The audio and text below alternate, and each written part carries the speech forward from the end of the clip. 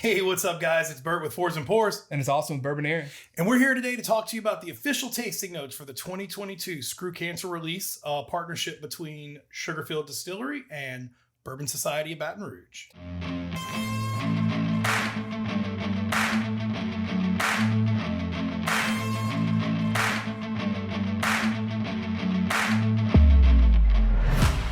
I'm real excited about this. This is our second year of doing this. Last year was a rye. This year is a straight bourbon from MGP. It was finished in a honey barrel, and then it went into a second finishing barrel. That second barrel was last year's Screw Cancer barrel.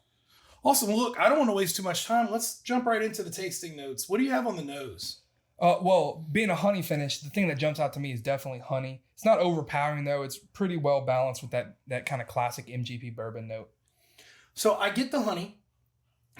And this is whenever we're doing our official tasting panel, I said, I also get molasses. There's no molasses in this. I think it's kind of a play between the honey and their port barrel, I believe was one of the barrels that we finished it in. So, that kind of plays together and gives a molasses note for me. Yeah, I think that port barrel with the honey really gives kind of a deeper sweetness than just a honey by itself gives, for sure. So, like we talked about the port barrel, after we finish the tasting notes, for anybody that cares to hang around for a little bit more, we'll go into a little more history on these barrels. It's a pretty interesting story, how this whiskey was finished. Yeah, we're excited with how this bottle kind of came out here. What are you getting on the taste there?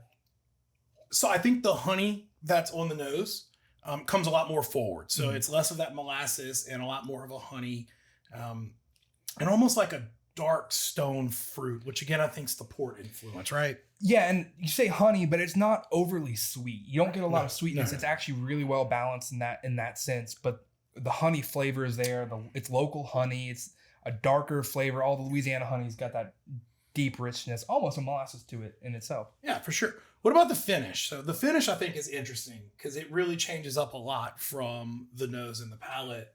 I get a little bit brighter finish, like a Satsuma maybe. And I think that's where that whiskey comes in. So yeah, it's straight bourbon from MGP.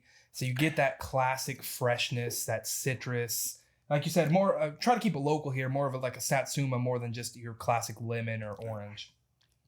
Yeah, and look, that's it for the tasting notes, guys. I would say get out there and try and find you a bottle, but we pretty much sold them all at our launch party, so there's not many floating around. But if you come across anybody with one, it's definitely worth asking them for a pour, right? So while we have everybody captive, let's talk about why this bottle's called Screw Cancer. Right? Absolutely, yeah.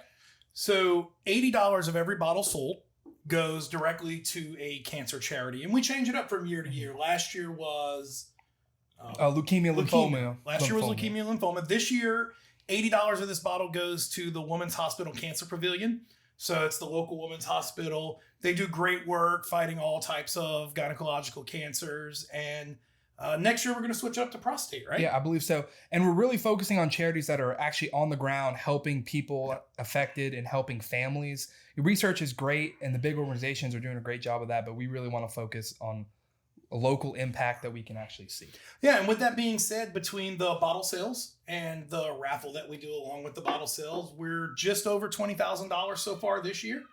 Last year was $27,000, so we're hoping to break that number. We still have a few more bottles left to move. If you're watching this and there's still some available, we'll be happy to help you out. For anybody that sticks around, it's such a deep and complex bottle, and that lends itself to the history of the barrels that it was finished in. So what was it originally? This is a very interesting journey that this whiskey went on. It came in as an MGP bourbon to Louisiana, sourced by Sugarfield.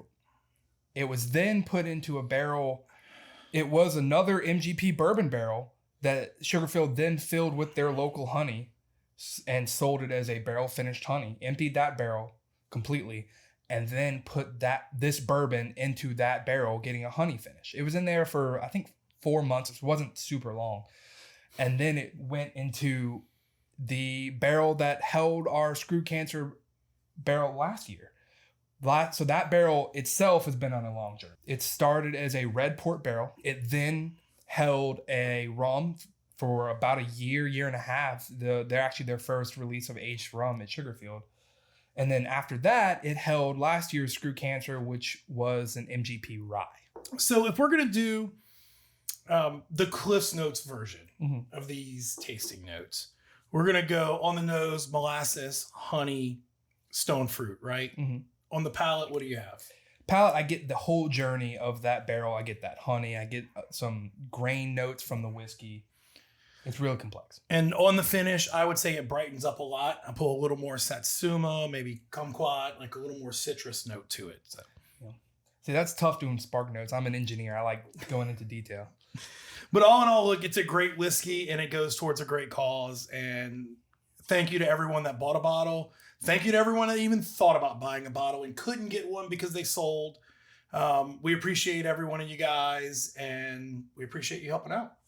Cheers. Cheers. I didn't have any left to drink.